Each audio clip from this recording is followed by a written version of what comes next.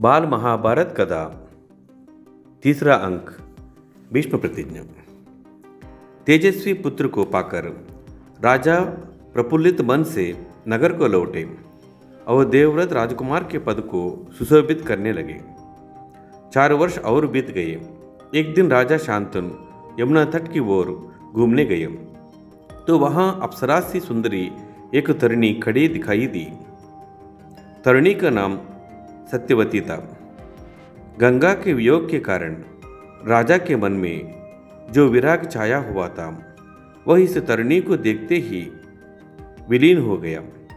उस सुंदरी को अपनी पत्नी बनाने की इच्छा उनके मन में बलवती हो उठी और उन्होंने सत्यवती से प्रेम याचना की। सत्यवती बोली, मेरे पिता मल्लाहों के सरदार हैं, पहले उनकी अनुमति ले लीजिए, फिर मैं आपकी पत्नी बनने को तैयार हूँ। राजा शांतनु ने जब अपनी इच्छा उन पर प्रकट की तो केवट राजा ने कहा, आपको मुझे एक वचन देना पड़ेगा। राजा ने कहा, जो मांगोगे दूंगा, यदि वह मेरे लिए अनुचित ना हो। आपके बाद हस्तिनापुर के राजसिंहासन पर मेरी लड़की का पुत्र बैठेगा, इस बात का आप मुझे वचन दे सकते हैं। केवटराज की शर्त राजा शांतनु को नागवार लगी। गंगासुत को छोड़कर अन्य किसी को राजगद्दी पर बैठने की कल्पना तक उनसे ना हो सकी।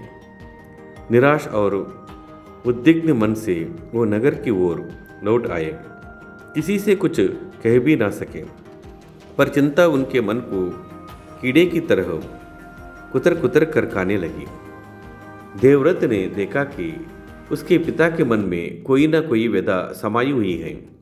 एक दिन उसने शांतनु से पूछा, पिताजी, संसार का कोई भी सुख ऐसा नहीं है जो आपको प्राप्त ना हो, फिर भी इधर कुछ दिनों से आप दुखी दिखाई दे रहे हैं। आपको किस बात की चिंता है? यद्यपि शांतनु ने गोलमोल बातें बताई, फिर भी कुशग्र बुद्धि देवव्रत को बात समझते देर न लगी।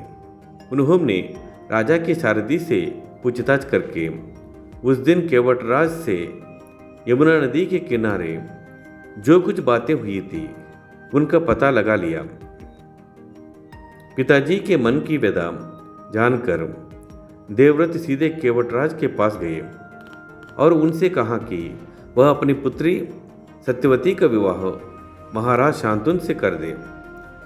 केवटराज ने वही शर्त दोहराया जो उन्होंने शांतनु के सामने रखी थी।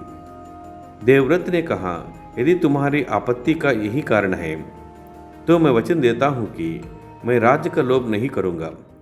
सत्यवती का पुत्र ही मेरे पिता के बाद राजा बनेगा। केवटराज इससे संतुष्ट न हुए। उन्होंने अपने दूर की सोची। बोले, आर्यपुत्र, इस बात का मुझे पूरा भरोसा है कि आप अपने वचन पर अटल रहेंगे, किंतु आपकी संतान से मैं वैसे आशा कैसे कर सकता हूँ? आप जैसे वीर का पुत्र भी तो वीर ही होगा। बहुत संभव है कि वह मेरे नाते से राज छीनने का प्रयत्न करे। इसके लिए आपके पास क्या उत्तर है? केवटराज का प्रश्न अप्रत्याशित था। उसे संतुष्ट करने का यही अर्थ हो सकता था कि देवव्रत अपने भविष्य का भी बलिदान कर दें, किंतु पुत्रभक्त देवव्रत इससे जरा भी विचलित नहीं हुए। गंभीर स्वर में उन्होंने ये कहा, मैं जीवन भर विवाह नहीं करूँगा, आजन्म ब्रह्मचारी रहूँगा, मेरे संतान ही ना होगी। अब तो तुम संतुष्ट हो? किसी को आशा ना थी कि तरुण कुमार ऐसे कठोर प्रतिज्ञा करेंगे। देवव्रत ने भयंकर प्रतिज्ञा की थी, इसलिए उस दिन से उसका नाम ही भीष्म पड़ गया। केवटराज ने सानंद अपनी पुत्री को देवव्रत के साथ विदा किया। सत्यवती से शांतनु के 2 पुत्र हुए, चित्रांगद और विचित्रवीर्य। शांतनु के देहावासन पर चित्रांगद हस्तिनापुर के सिंहासन पर बैठे और उनके युद्ध में मारे जाने पर विचित्रवीर ही सिंहासन पर बैठे।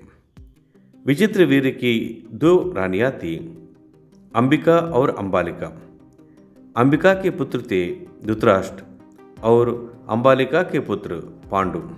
धृतराष्ट्र के पुत्र कौरव कहलाए और पांडु के पुत्र पांडव कहलाए।